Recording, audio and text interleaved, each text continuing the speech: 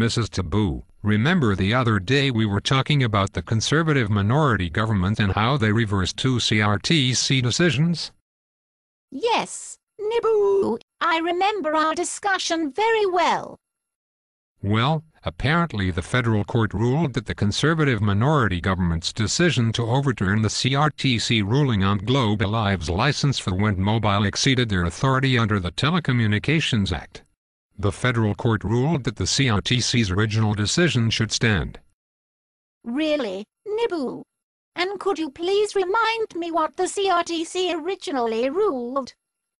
Well, the CRTC ruled that Globe Alive did not meet the ownership requirements for a telecommunications operating company according to the Telecommunications Act.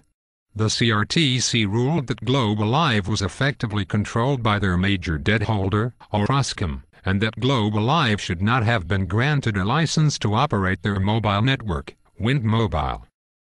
And can you please tell us what the Telecommunications Act requires? Yes, Mrs. Tibu. The Telecommunications Act requires that network operators in Canada be owned by Canadian corporations.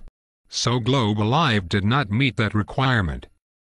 And why did Mr. Tony Clement, the Minister of Industry, decide to overturn the ruling? Well, it seems that the Conservatives were just trying to cover up a mistake that they made in the first place. The mistake was allowing Globe Alive to bid on wireless spectrum and to be allowed to win the auction when it seemed that they were not qualified to operate a network according to the Telecommunications Act in the first place. So it wasn't Globe Alive that was at fault here, was it? No, Mrs. Tibu.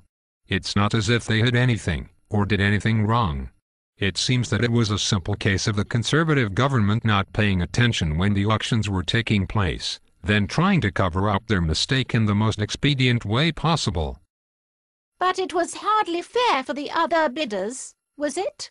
If they had known that the Conservative government was going to allow foreign ownership of the new mobile entrants, they could have teamed up with other foreign network operators, such as AT&T, or T-Mobile, or Vodafone, or any one of the other heavy hitters in mobile networking.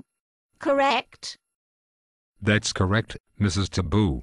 It seems that the Conservative government is trying to change the foreign ownership restrictions of telecommunications companies, not by taking the above-board approach and changing the law, but by a sneaky backdoor method.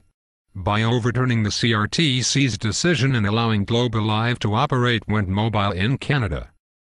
But it seems that this has backfired on the Conservatives, hasn't it? Yes, Mrs. Tibu. And you would think that the Canadian voters would realize that this was just another example of the Conservatives' incompetence in leading the country. But it seems no one has paid much attention, or noticed. And why do you think that is, Nibu? Well, I expect some of these issues are just too obscure for the average Canadian to comprehend or to care about. The Conservatives think that the average Canadian voter can be bought off by things such as the GST tax cut, or the Winter Olympics, or Tony Clement's declaration that he is saving the internet for Canadians, or any number of other such silly feel-good actions.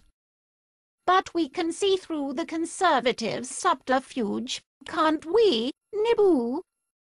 Yes, even though I'm only in the second grade, I can see through these things.